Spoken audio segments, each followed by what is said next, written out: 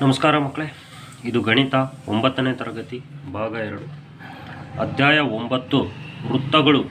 ಈ ಪಾಠದಲ್ಲಿ ಈ ದಿನ ನಾವು ಅಭ್ಯಾಸ 9.3ರಲ್ಲಿರ್ತಕ್ಕಂಥ ಲೆಕ್ಕ 9ನೇ ಲೆಕ್ಕವನ್ನು ಮಾಡೋಣ. ಎರಡು ವೃತ್ತಗಳು ಬಿ ಮತ್ತು ಸಿಗಳಲ್ಲಿ ಪರಸ್ಪರ ಛೇದಿಸುತ್ತವೆ. ಇಲ್ಲಿ ಚಿತ್ರ ಕೊಟ್ಟಿದ್ದಾನೆ.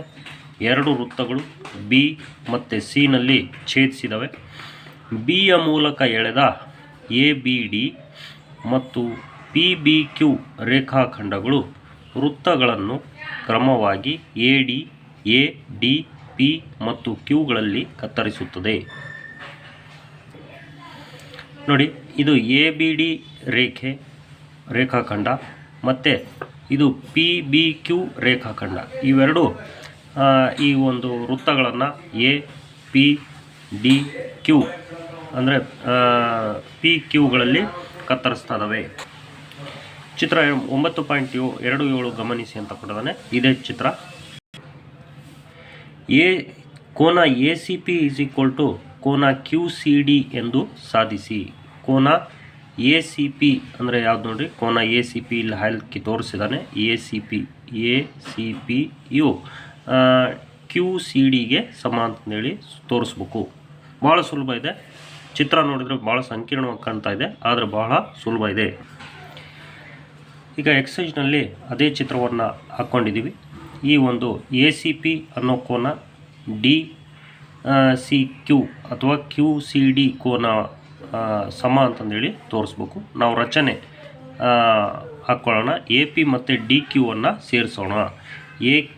ಎ ಪಿಯನ್ನು ಸೇರಿಸೋಣ, ಆಮೇಲೆ ಡಿ ಕ್ಯೂವನ್ನು ಸೇರಿಸೋಣ. ಓಕೆನಾ?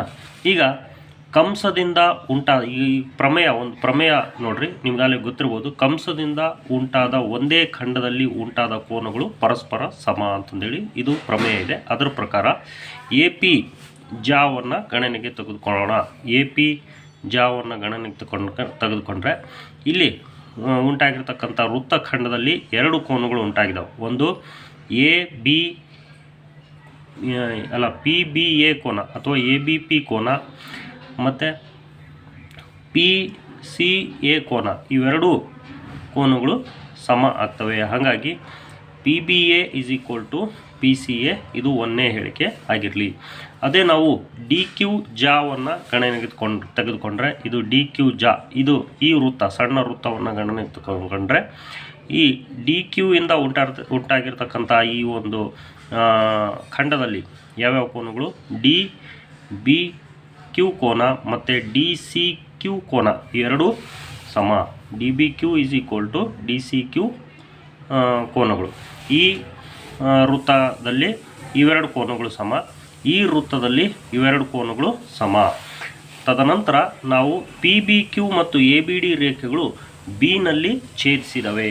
ನೋಡ್ರಿ, ಈ ಪಿ ಬಿ ಕ್ಯೂ ರೇಖೆ ಮತ್ತು ಎ ಬಿ ಡಿ ರೇಖೆ ಇವು ಬಿನಲ್ಲಿ ಛೇದಿಸಿದವು, ಅಂದರೆ ಸೇರಿ ಮುಂದಕ್ಕೆ ಹೋಗಿದ್ದಾವೆ. ಇಲ್ಲಿ ಉಂಟಾಗಿರ್ತಕ್ಕಂಥ ಶೃಂಗಾಭಿಮುಖ ಕೋನಗಳು ಇವೆರಡು ಸಮ. ಯಾಕಂದರೆ ಇವು ಶೃಂಗಾಭಿಮುಖ ಕೋನಗಳು ಯಾವಾಗಲೂ ಸಮ ಇರ್ತವೆ. ಪಿ ಬಿ ಎ ಮತ್ತು ಡಿ ಬಿ ಕ್ಯೂ ಇವೆರಡು ಸಮ. ಹಾಗಾಗಿ P B A = D B Q ಅಂತ ಬರೆದ್ವಿ.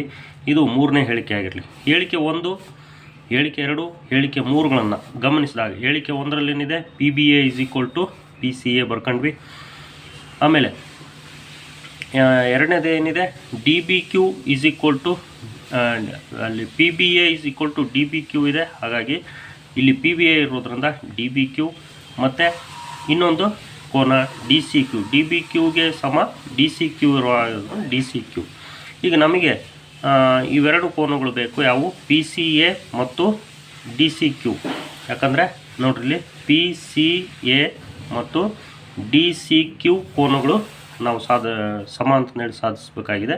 ಅದನ್ನೇ ನಾವು ಬರ್ಕೊಂಡ್ವಿ ಇದರೊಳಗಿರ್ತಕ್ಕಂಥ ಎರಡು. ಈಗ ಅದನ್ನೇ ನಾವು ಈ ಪಿ ಸಿ ಕ್ಯೂವನ್ನೇ ನಾವು ಎ ಸಿ ಪಿ ಅಂತ ಬರಿಬೋದು, ಡಿ ಸಿ ಕ್ಯೂವನ್ನು ಡಿ ಸಿ ಕ್ಯೂ ಅಂತ ಬರೆದ್ವಿ. ಇದೇ ನಾವು ಸಾಧಿಸಬೇಕಾಗಿರೋದು. ನಾವು ಸಾಧಿಸಿದ್ವಿ. ಎ ಸಿ ಪಿ ಕೋನವು ಡಿ ಸಿ ಕ್ಯೂ ಕೋನಕ್ಕೆ ಸಮ ಅಂತಂದೇಳಿ. ಇಲ್ಲಿಗೆ 9ನೇ ಲೆಕ್ಕ ಮುಗೀತು ಮಕ್ಕಳೇ. 10ನೇ ಲೆಕ್ಕವನ್ನು ಮುಂದಿನ ವಿಡಿಯೋದಲ್ಲಿ ಮಾಡೋಣ. ಗುಡ್ ಲಕ್ ಮಕ್ಕಳೇ.